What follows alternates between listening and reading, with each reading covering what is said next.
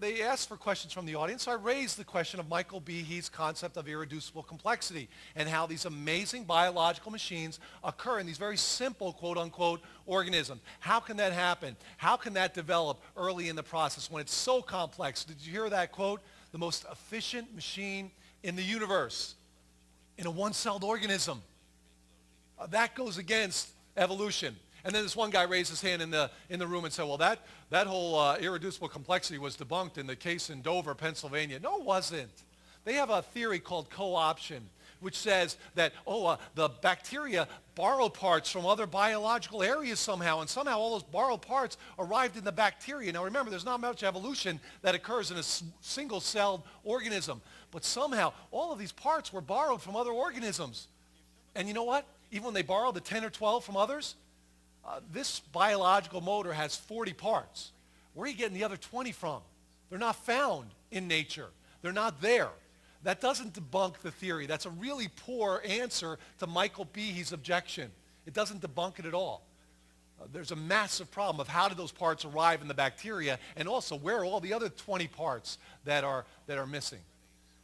Well, the second big problem is this. There's no explanation in evolution for how all the parts of complex biological machines appeared suddenly. See, if all those 40 parts aren't there, that tail doesn't spin. It doesn't work. If one of them is missing, it doesn't work. Now, remember what evolution says. Evolution says there has to be an advantage. If it is an advantage, it'll be passed on. If that tail only has 20 parts and not spinning, it's not an advantage. It slows the bacteria down. It's not passed on. You have to have all those parts appearing at the same time for that to spin, for that to push that bacteria through liquid. If it's not there, it's not an advantage. How in the world do all 40 parts show up in that incredibly designed motor? It's impossible. Behe uses the example of a mousetrap. If you take a mousetrap, there are many different parts of a mousetrap. There's the base, there's the spring, there's the hammer, there's the catch, and there is the holding bar. If they're not all there, the mousetrap is useless.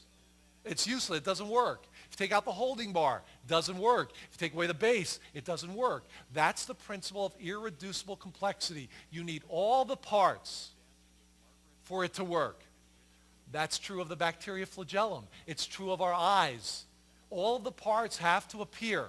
And if they don't appear, the eye doesn't work. The flagellum doesn't work. It's not passed on. How did all those parts come together? There is no good answer in evolution. Watch this clip as well. The idea of irreducible complexity can be illustrated by a familiar, non-biological machine, a mousetrap. The trap is composed of 5 basic pieces: a catch to hold the bait, a strong spring, a thin bent rod called the hammer, a holding bar to secure the hammer in place, and a platform upon which the entire system is mounted. If any one of these parts is missing or defective, the mechanism will not work. All components of this irreducibly complex system must be present simultaneously for the machine to perform its function: catching mice. Irreducible complexity also applies to biological machines, including the bacterial flagellar motor.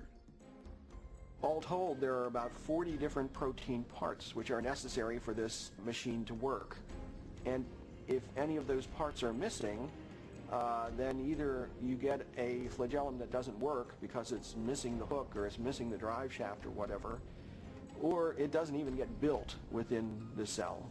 In evolutionary terms, you have to be able to explain how you can build this system gradually when there's no function until you have all those parts in place. We know a lot about the bacterial flagellum. We still have a lot to learn, but we know a lot about it. And there's no explanation for how this complex molecular machine was ever produced by a Darwinian mechanism. 150 years ago, scientists did not know about irreducibly complex molecular machines. Yet Charles Darwin anticipated the difficulty that systems such as these could pose to his theory. If it could be demonstrated that any complex organ existed which could not possibly have been formed by numerous successive slight modifications, my theory would absolutely break down.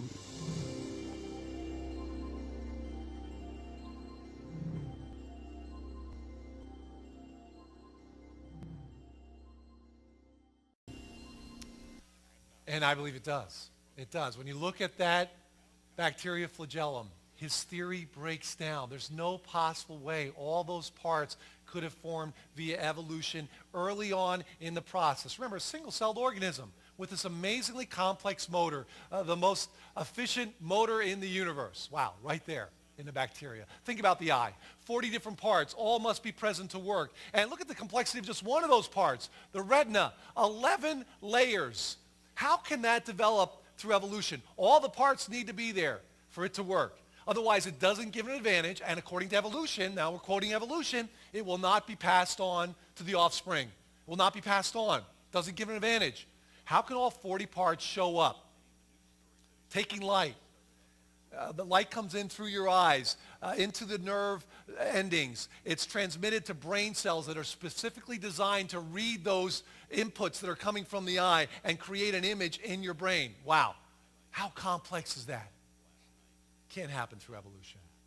And then just the brain itself. Think about your mind. I like what one scientist, Dr. Isaac Asimov, said. He said, and in man is a 3-pound brain, which as far as we know, is the most complex and orderly arrangement of matter in the universe. Even forget about the eye. Your brain. Now think about that in your own head. You have the most complex, orderly arrangement of matter in the universe, your own brain. How in the world did that develop? Through evolution. It cannot. Can't happen. Behe, if you read his book, Darwin's Black Box, it's an amazing book. Behe says evolution should be banished. I believe demolishes Darwin's theory by highlighting irreducibly complex organisms which could not have evolved. And even Darwin says, if you can show us that, my theory breaks down. And it's breaking down big time. Breaking down big time. There's a God behind it all. Next week when we come back, we're going to talk about the information found in DNA. We're going to look at some of those missing, quote-unquote, links of human development. And we're going to talk more about evolution. Let me read it to you, a passage out of the Bible as we close. It's Romans 1. It says this. It's after God had spoken about his creation and how his nature and power could be seen through creation. He says this, verse 21. For although they knew God, they did not honor him as God or give thanks to him. But they became futile in their thinking, and their foolish hearts were darkened. Claiming to be wise, they became fools and exchanged the glory of the immortal God for images resembling mortal man and birds and animals and reptiles. Instead of worshiping the Creator, we end up worshiping the creation, natural selection and a natural process that doesn't work in what we see in the evidence, but points to this amazing, amazing God that we serve.